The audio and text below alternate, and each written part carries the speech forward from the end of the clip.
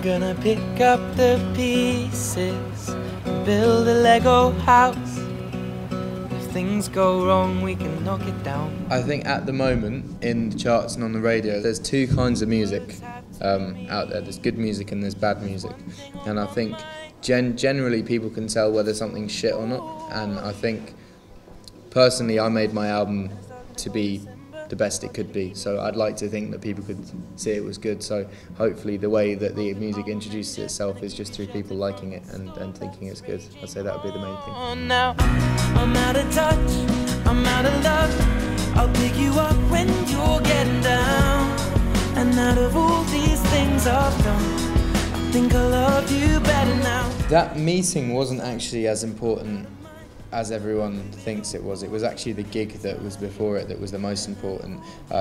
You know, I was a young, avid Damien Rice fan, and I watched him play on stage for 2 hours with just an acoustic guitar, and having that was an amazing thing to watch, and that was the kind of thing that made me want to be a singer-songwriter. My musical inspirations range from someone like Eminem to Damien Rice to Van Morrison to Bob Dylan, Beatles, there's Loppy, Foy Vance, like lots of different kind of acts that are quite quality. But the first album that introduced me to music was a Van Morrison record called Irish Heartbeat, which was with an Irish traditional group called the Chieftains. So the first music that I heard was trad music, and yeah, I guess that was quite a major influence there. There's an Irish folk band called Planksty as well that I was brought up on, and like I don't know, I think the feeling and the stories that go into those songs I've kind of mirrored in this record.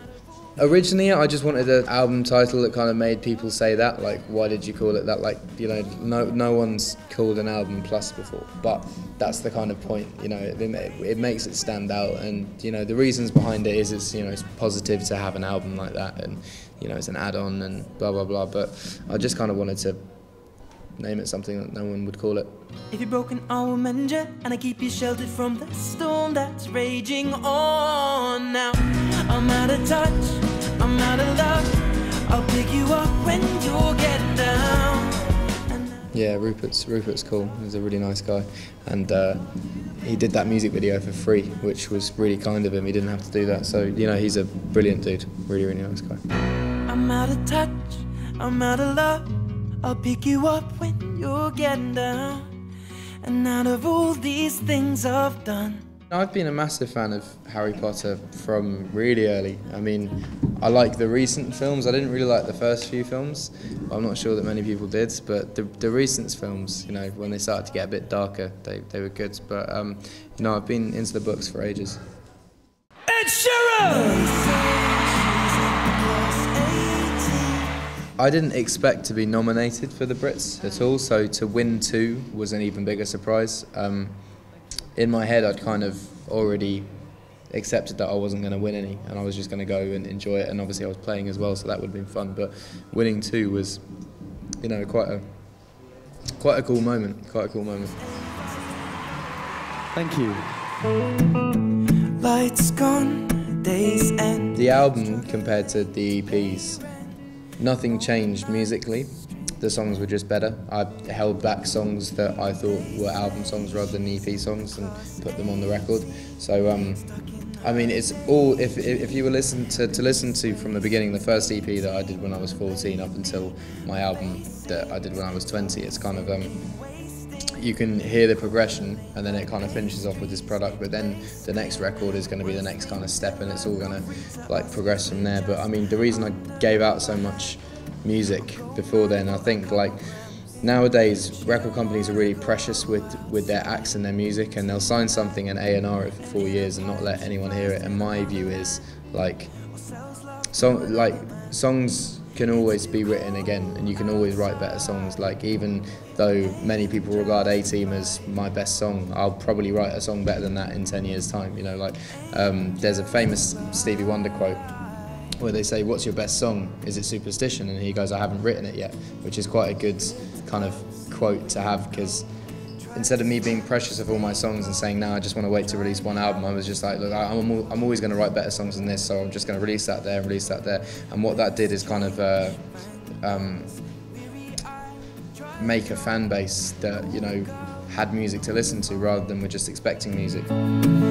They say she's in the class 18, stuck in her daydream. I think any young band or young artist, you need to realise that every time you do a gig, you're going to get better, and every time you write a song, you're going to get better. It's a kind of practice makes perfect thing, so the more you do, it doesn't matter how tired you get, the more you do, the better you're going to get. So if you were, for instance, I'm not suggesting it, but if you were to do like I did and dropped out of school at 16, by the time you were 21, you'd be better than all the other 21-year-olds who are on the scene who went to uni and drops out of uni. Like, so if you start off young and build it up and get to the right place, that's a good thing. But as far as music's concerned, like, I've only given out 2 free music, because I have a belief that if you don't put a price on something, so people have no value to it. So like for instance, I get lots of free clothes, and I kind of, when I get the free clothes, I